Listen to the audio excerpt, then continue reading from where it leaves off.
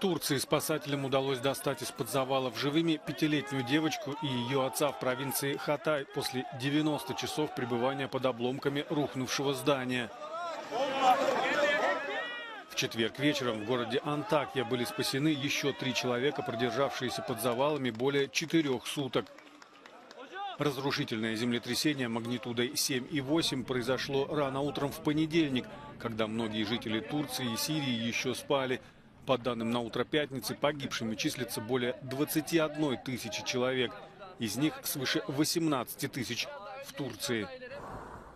В сборе помощи и ликвидации последствий бедствия участвуют сотни тысяч граждан, сказал президент Турции Реджеп Таyyip Эрдоган. Команды и техника направлены в 10 провинций из всех регионов страны. В пострадавших провинциях введен режим ЧС сроком на 90 дней. В стране объявлен 7